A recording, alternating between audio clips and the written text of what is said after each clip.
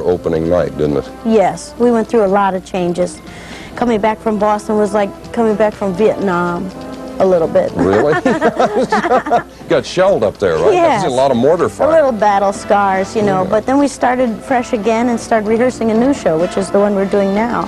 But the thing was actually conceptually changing almost right up to the last second. I remember reading in the paper they brought Michael Bennett in to help choreograph, change the choreography on a couple of numbers, and Tommy, of course, the choreographer as well as and Tommy Walsh as well, and Mike Nichols was a friend and consultant and helped us. We got the best of everybody, you know. So I think that's why it's so amazing now. It is a miracle that it's all come through and happened, and that it's so joyous. Can you remember how you were feeling when you were waiting for the notices?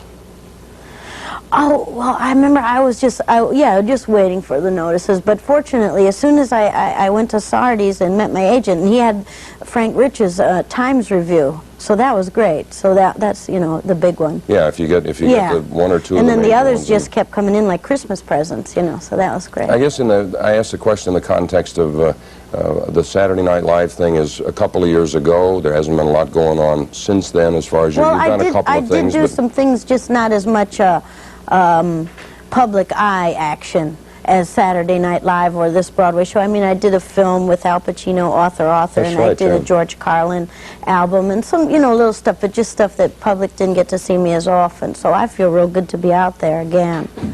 And Saturday Night Live was really great during all these changes. That experience behind me was very helpful. That's what she meant when she says, sometimes when I'm being serious, it's when the funny line comes. I was going to ask you. I mean, in terms of all the changes, you know, and getting new lines at half hour and stuff well, like that's right. That's you know, a show that's in the formative stages all the way right up until the time they throw the cue, right?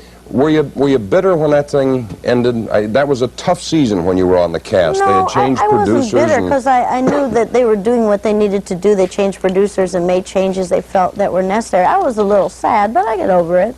Time heals everything. Well, you have a kind of a nice outlook, I think, on life. Thanks. And I'm just delighted for you that you're in this program on Broadway, or the show, My One and Only. You're with good people over there. The show's a hit, and it's nice to see you doing well. Well, thanks, Jack. Good. Theater. My One and Only, which stars our next two guests, Tommy, Tune and Twiggy, features many of the classic songs by George and Ira Gershwin, along with lots of dancing.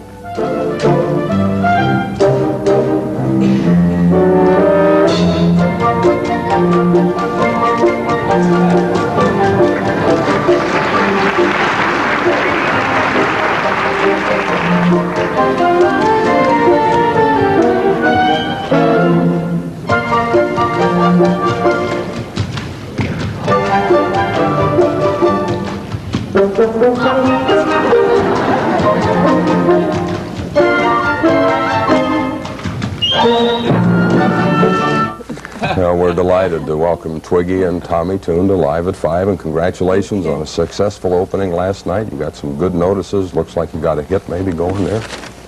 Good to have you back with us. Thank you. You and I talked about this a year and a half or so ago. You were talking about wanting to get back together with Twiggy and put this show together, and it's not a reprise really of an encounter you guys had a long time ago, but in '71 you worked together on a picture, and you kind of been trying for a lot of years to get back and do something, and you finally worked it out, didn't you? You guys stick to it. Stay after it, huh? Yeah.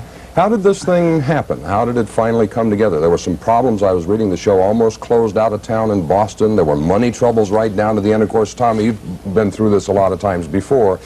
Getting these things onto the boards on Broadway is no... It's always hard. Yeah. It's always hard. This one just seemed to be more publicized than most of them.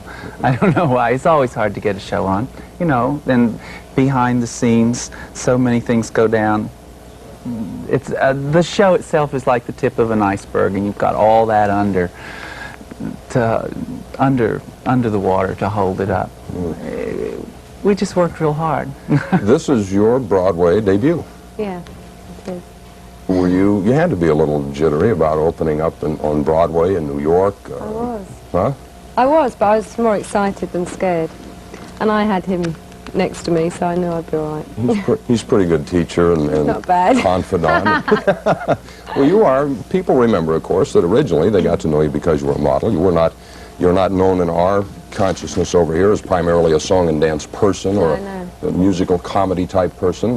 Was it tough for you to... I knew it would be a difficult hurdle to overcome because it's taken me like 10 years to overcome it in England, where I've done much more. I've had albums there, I've had my own TV show. So I knew it would be harder here, but it was a great chance to be given. Not everybody gets asked to do a show with Tommy on Broadway, and I wasn't going to turn it down. Well, he just call you up one day and say, hey, let's do something? Well, we've talked about it since The Boyfriend, and... Well, she wouldn't even entertain the idea of performing on a stage for a long time. So I sort of gave up, and then this came along, so I said, well, I'll try one more time. And I said, listen, would you be interested in doing a Broadway show with me? And she said, sure. I couldn't believe it. I almost dropped the phone. You've grown up. There was a special gentleman in the audience opening night last night. I think his name is Olivier. And there's a little story that goes with his being there. Tell us about that. Well, before the first day of rehearsal of 9, I couldn't sleep. Because the first day of rehearsal for a director is the hardest, because there's nothing, and you have the cast and you have the writers, and they're all sitting there waiting for you to be brilliant and start the show. And I couldn't sleep, and so around 4 o'clock in the morning I sort of dozed into some kind of state, and Lord Olivier appeared at the foot of my bed. I'm not given to dreams or apparitions, but it was very, very real to me. And he looked at me and he smiled and he said, my dear boy, it's all of it simply an expression of love. And I got it, and I started laughing, and he started laughing, and then I started crying, and he was crying. We were crying and laughing at the same time. So that was fine. So I went to sleep the next day. I went to rehearsal, and I said, okay, listen. I have it from a very good source. It's all of it simply an expression of love. So last night was sort of like the dream coming true. And I told him about my dream last night after the show. And he said, oh, that's something that I say all the time to people that I work with. He said, I've never discussed it with the press, or I didn't write it in my book. But when I work with actors, I just tell them that the whole thing is an expression of love. So and he said, you must have been connected on some level. But I mean, you had not worked with him or met him, or... No, until last night, and that was a thrill for us, wasn't it? That was the biggest thrill of the whole night. Something. He's so wonderful, and his wife there, the most wonderful people. They made us feel so good. Now, did you know that he was out there? Obviously, on opening night, a lot of VIPs show up at the theater, and they're usually celebrities, but this man is a cut above your run-of-the-mill celebrity. Yes. Did you know he was in the audience? It was so thrilling, wasn't it? For me, it was. Yeah, they asked us who we wanted to invite, and we were saying people, and then, well, what about Laurence Olivier? Well, sure, invite Laurence Olivier. And he came. That's terrific. When our talent coordinator on Live at 5, Bodan Zachary, told me the story about the dream, and at first I thought, well, is this something that he had just learned about? But you had told him about the dream back when 9 was still in rehearsal, so, I mean, it was a story that went on over a period of almost 2 years. Oh, yes. It's marvelous. What's next? Is this a combo that's going to go into the movies now? Are we going to see Tune and Twiggy like we did? The next thing for us is our next performance, which is Tuesday night at the St. James, one day at a time.